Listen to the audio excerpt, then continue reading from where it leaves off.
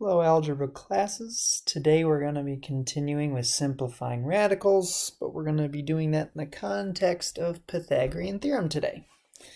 Hopefully you have your notes ready. Hopefully you saw that there was a warm-up. And if you haven't completed it at this time, I would like for you to pause the video and try those problems out. I'm going to show the answers here in a second, but I want you to try those on your own. So, taking a look at the three answers, hopefully you got 6 square root of 6, 30 square root of 3, and 4 square root of 2 divided by 3. That last one is definitely a little tricky. But those are things that you saw last week and yesterday. Hopefully those went well. Today I'm going to start with Pythagorean theorem. I'm guessing you've seen Pythagorean theorem before. A squared plus b squared equals c squared.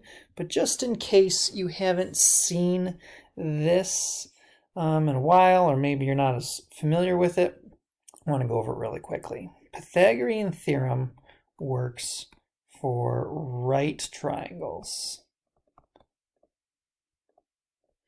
And we have this right triangle over here. And what does a squared plus b squared equals c squared really refer to?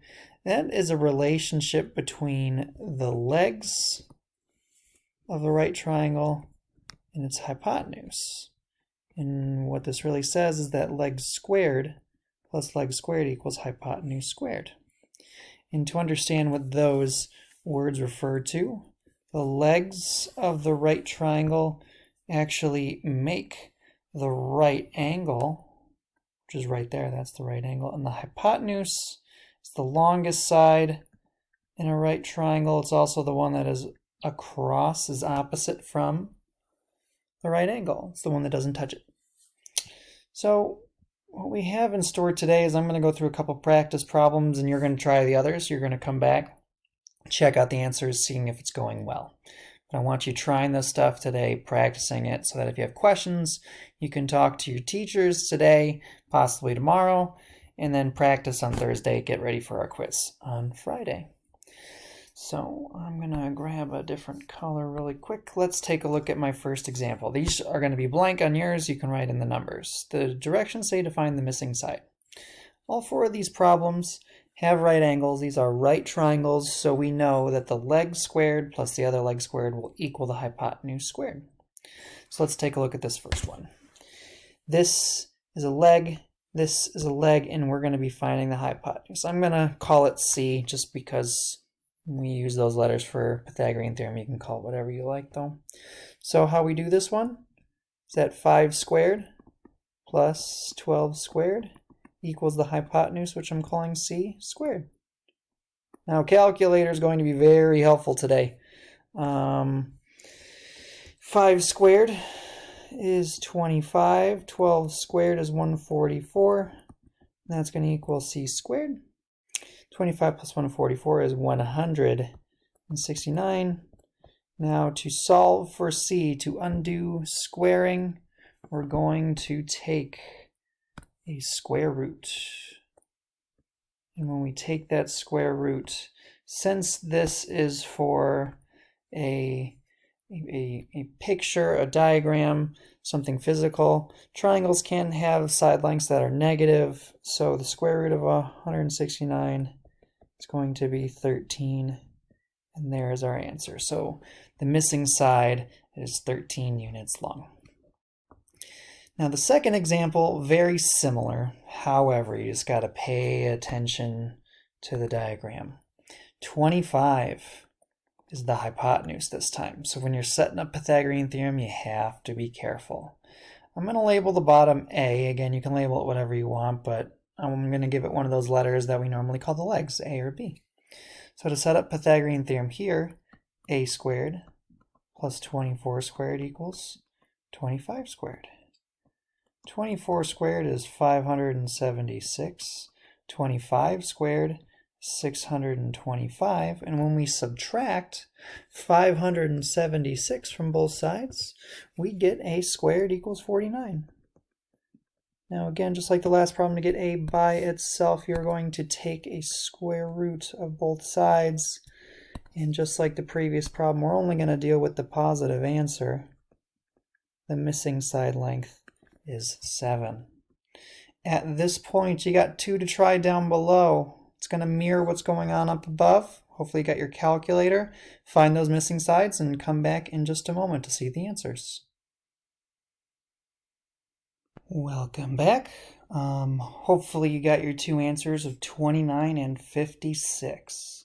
If you didn't do something right on the last problem, make sure that you did 33 squared plus something squared equals 65 squared. The 65 needs to be by itself as it's the hypotenuse. All right, moving on to our back page. Now we're going to deal with these problems that make this seem a little bit more in line with what we've been doing. Still going to be using Pythagorean theorem, but this time our answers aren't going to be nice whole numbers. We're going to have to do some simplifying with radicals. So let's set up the first problem. 4 squared plus 8 squared equals some c squared. 4 squared is 16, 8 squared is 64. Adding those together, we get 80. When we take the square root of 80, if you were to do that on the calculator, you're going to see not a nice number. We don't want decimals. We want exact answers. We want simplified radicals. So we're going to simplify the square root of 80. 80 is 16 times 5, and 16 is our square number. Square root of 16 is 4.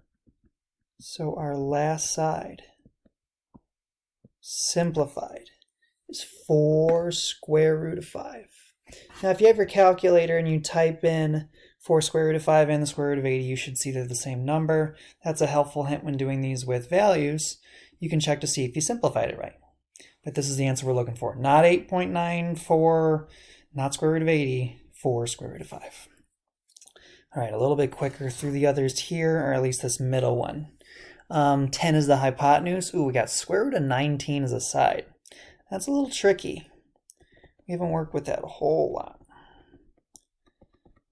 Nice thing about this one, if you type it in your calculator, you will see what it simplifies to, but the square root of a number squared is, well, the square root and the square, they're inverse of each other. They undo each other. So they kind of cancel, and we're just left with 19. Now 10 squared is 100. We got to subtract 19 to the other side. A squared equals 81. And when you take a square root of that, this one, it's a nice answer. We're a fan of these answers. Our missing side is 9. Again, I called it A just because it's one of the letters we've been using in Pythagorean theorem. Now this last one. This one we got to spend just a little bit of extra time with. So, setting it up. 3 squared plus 3 square root of 3 squared equals c squared. Now, I wrote something in a way that I do not want you writing. We're going to need to add in a little bit. So take a look at this. Around that 3 square root of 3, I really want you to write those parentheses. This is going to help you if you're using a calculator. This is going to help you if you're actually doing this work by hand. Now I'm going to show you the by hand work down here, and then we'll continue it up there. I've seen a lot of students make this mistake. This, first of all, is not 9. If you type it in somewhere and you tell me the answer is 9, I'm going to tell you no, you did something wrong. Remember what squaring means. It means multiplying it by itself. So 3 square root of 3 times 3 square root of 3. Now, if you think back to last week, a week ago, when we multiply this together, this is 9 times the square root of 9. 3 times 3 and square root of 3 times square root of 3. But the square root of 9 is just 3. So the answer should be 27. If you're using a calculator and you get 9, put those parentheses around the 3 square root of 3. Then when you square it, you should get the 27. Just please be careful with that. So now we're going to move back into the actual problem. 9 plus 27 equals c squared. That's 36. Equals c squared. You take a square root. Oh, we get another nice answer. How nice is that? Our hypotenuse is 6. So what I'd like for you to do, try out these next 3 problems on your own. Come back to the video when you're done. Look at my work, see my answers. But pause this for a couple minutes and get those done. I'll see you in a second. All right, welcome back. The first example problem, should have got 5 squared plus 8 squared equals c squared. Your answer is the square root of 89. You actually can't simplify that one. 89 is a prime number, so we're done there. The middle problem, make sure that you set it up with the 8 squared by itself. You should get the answer 7. And finally, that last one. That one is a doozy. 2 square root of 3 squared plus square root of 87 squared equals c squared, because we're solving for the hypotenuse. Make sure that your 2 square root of 3 squared was 12, not 6. And you get square root of 99, but you can simplify the square root of 99. 99 is 9 times 11. Square root of 9 is 3, so the answer there is 3 square root of 11. All right, with our last couple minutes, I'm going to do 2 of these. Determine if the side lengths make a right triangle, and then we'll do this area problem, which is a little challenging. So, how do we determine if 3 side lengths will make a right triangle? You're just going to try out Pythagorean theorem, and if it quote-unquote works, you're good, and if it doesn't make sense, we're going to say no.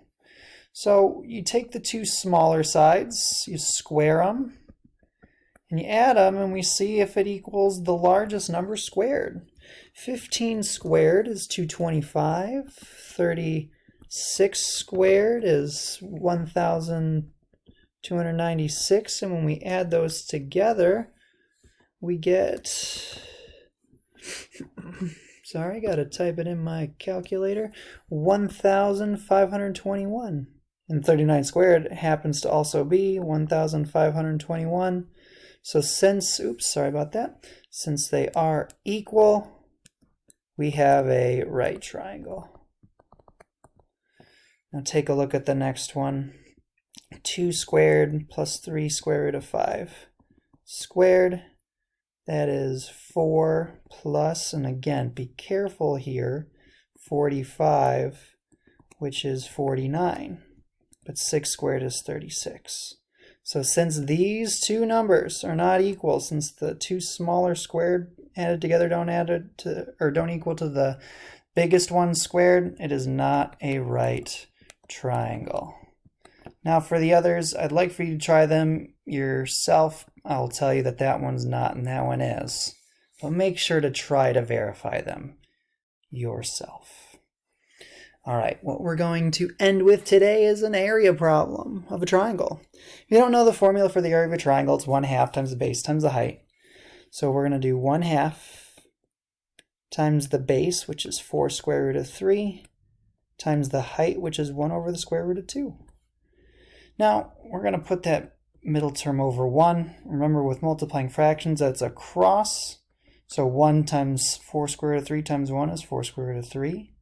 On the bottom, it's 2 times 1 times square root of 2, which is 2 root 2. Now, from yesterday, hopefully you know we have to rationalize the denominator. No square roots in the bottom if you're looking for a simplified answer. And hopefully you remember from yesterday, oops, sorry about that, we are going to multiply by that square root. So when we do that, it's going to get rid of the square root. Whatever you do to the bottom, though, you got to do to the top. It's only fair. We're really multiplying by 1. Now, on top, we get 4 times the square root of 6 because we multiply the square root parts. On the bottom, please be careful here, the square root of 2 times the square root of 2, that's 2. You think about it as the square root of 4, which is 2, and you take that 2 and multiply to that 2, and you get 4. Ooh, how tricky is that? So just be careful with that. And finally, now we're thinking about simplifying fractions. We look at the whole number parts. Can we divide 4 and 4? Well, yeah, 4 divided by 4 is 1, so we actually get a final answer of the square root of 6. All right, tomorrow we've got nothing. Thursday, you're going to practice. Friday, we got our quiz. If you had any questions, please send us some messages. Join our office hours. And hopefully you have a fantastic rest of your day.